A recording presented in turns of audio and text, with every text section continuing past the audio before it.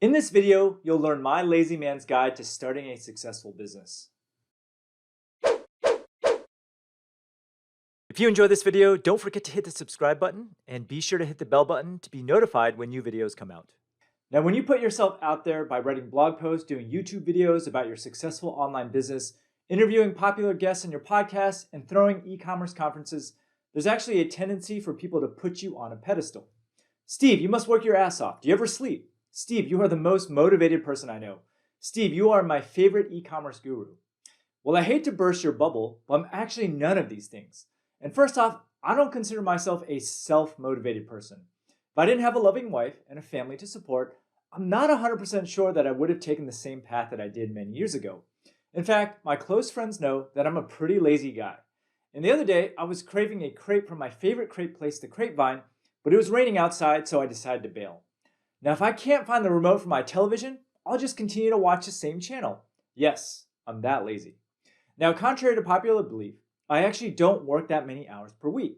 Instead, I'm good at prioritizing what's essential and drop everything else on the floor.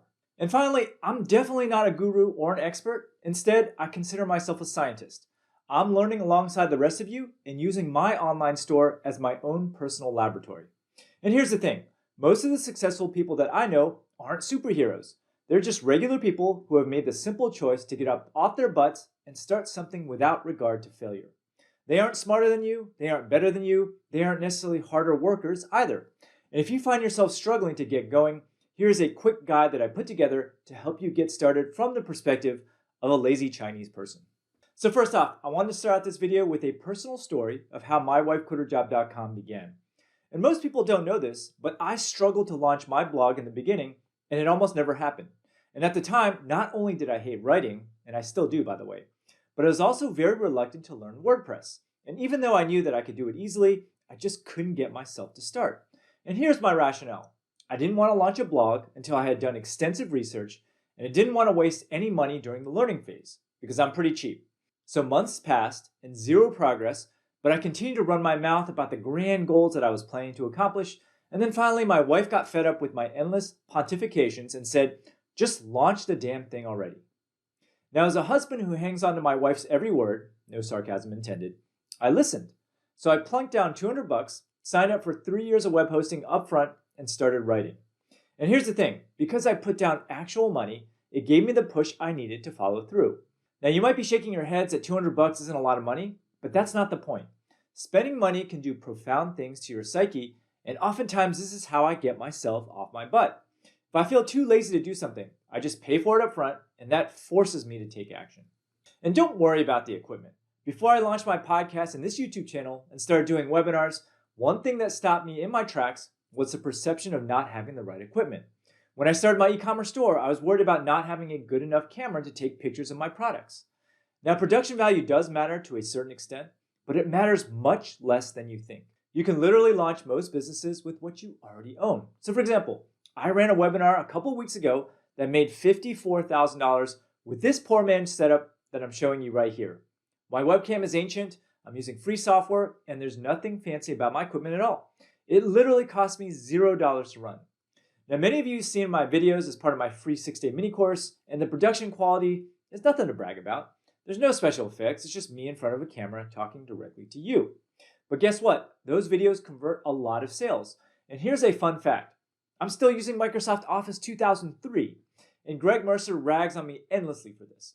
Equipment doesn't matter, you and your content matter, you don't need anything else. Number 2, don't bother setting any goals. Another little known fact about me is that I almost never set goals. I say almost never because a while back, I actually did set a goal of making $1 million with my blog, and even though I hit it, it completely stressed me out.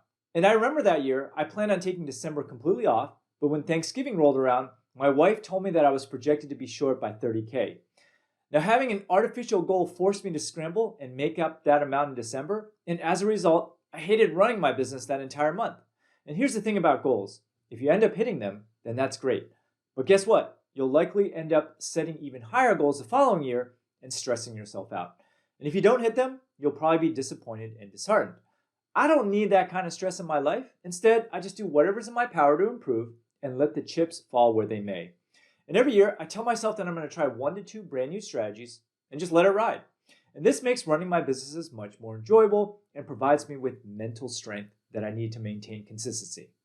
Think about it this way. If I were to constantly miss my goals, then I'd probably feel inadequate and start to resent my business. And if I were to constantly hit my goals, then I'd probably get more aggressive and stress myself out. Now, most people will strongly disagree with this mindset, but from the perspective of a lazy guy like myself, this mentality keeps me going day in and day out. Don't worry about problems until they arise either. Way back in 2011, when I decided to launch my Create a Profitable Online Store course, my main concern was my ability to support my students. So I called up my buddy Ramit Sethi from I Will Teach You to Be Rich, and here's what he said to me. Dude, you're such an engineer. Why are you worrying about something before it's even happened? Focus on getting customers first and then adjust appropriately if you are overwhelmed. And guess what? I sold my course to thousands of students over the years, and I still have plenty of bandwidth for support. It was never even an issue, and I'm glad that it didn't prevent me from taking action. Now, a lot of people email me on a daily basis anticipating all the potential problems with their e-commerce business. Steve, what if I get too many sales to fulfill myself? Steve, what if I get too many phone calls? Steve, what if competitors copy my products? Steve, what if Amazon is too saturated? Steve, what if the world ends tomorrow? But in the grand scheme of things, 99.9% of these problems are not a big deal. And if you're on the sidelines worrying about unrealistic doomsday scenarios, then stop. What's the worst that can happen? You might make less than you think. You might lose a little bit of money but gain a ton of knowledge in the process. Sounds like a pretty good trade-off to me. Do not play the what-if game. Also, do not worry about automating everything. Automation is cool, but there's a subset of people out there who obsess over it. I don't want to launch anything unless everything is taken care of. I want a computer to do all the heavy lifting while I sit back and drink fruity girly drinks by the pool. Now, if you have this mentality, then you'll never get started. In all my years of being a hardware engineer, the most important concept that I've learned is the KISS principle. That stands for Keep It Simple Stupid. Here's a little secret about me. I love automation, but I never devote time to automating anything until it gets so painful that I have to take action. Here's a dumb example. To this day, I still process delinquent payment plan customers by hand. Now, I could write a piece of code to automate this process, but I simply don't get enough of these cases to warrant any action. I've got other more important priorities, like going to Girl Scout Brownie Troop meetings. Moral of the story, keep things simple and just get the damn thing out the door. Finally, don't be afraid to ask dumb questions. Those of you who listen to my podcast know that I ask a lot of dumb questions to my guests. Sometimes I know the answers to these questions before I ask them, but I ask them anyway, even if I come across as an idiot. Why? It's because sometimes I get unexpected answers which completely change my way of thinking. And here's an example. During my interview with Kyle Taylor, I asked a bunch of basic questions about how he runs his email marketing campaigns. In the back of my mind, I thought I knew all the tricks of the trade since 90% of my revenues are from email. But because I asked a couple silly questions to dig deeper into his flow, I discovered one tidbit that has fundamentally changed how I send emails forever. Now, I'm not going to tell you the answer. I'm going to actually make you listen to that interview. There's going to be a link in the show notes. Pretty evil, huh? But you can click on the link below to listen to it. Okay, so being lazy is okay, but don't do this. Now, especially if you're a lazy person at heart like I am, I hope these tips that I just rattled off will help you get off your butt and take action. But I also want you to leave with one last piece of advice that has greatly helped me during my entrepreneurship journey. Try as hard as you can to force yourself to stop complaining and don't make excuses. No one likes a complainer, and people will be less likely to help you if you do. And when the chips are down, try not to feel bad about yourself. Don't throw yourself a pity party when things don't go your way.